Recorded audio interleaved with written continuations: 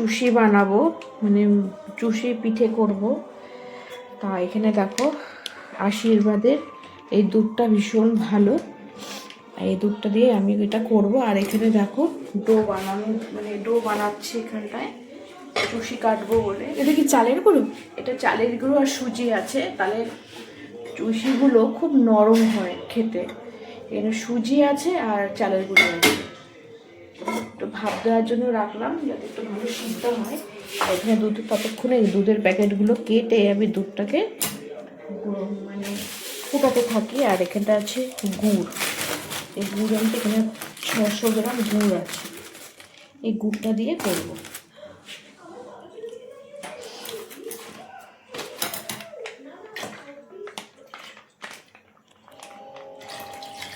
এই অনেকগুলো চুষি কেটে নিয়েছি, আর এখানে দুধও গরম হয়ে গেছে। আমি এই চুষিগুলো এখন দিয়ে দেবো। দেখো কত সুন্দর কেটেছে। এটা কি দিয়ে করেছি? সুজি আর চালের গুঁড়ো, মানে এত সফট নরম, দুধে দিলেও শক্ত হবে না।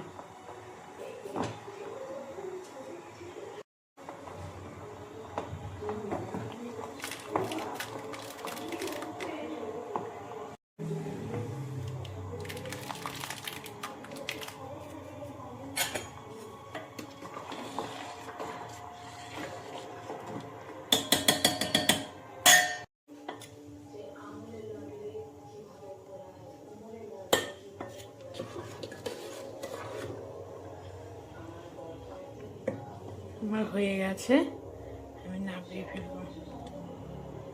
এত নরম হয়েছে চুষিগুলো, আস্তে আস্তে করে নাড়াচ্ছি, ভেঙে যেতে পারে।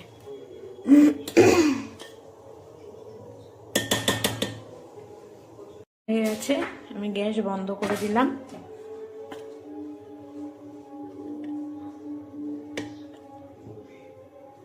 ঠান্ডা হতে দেবো।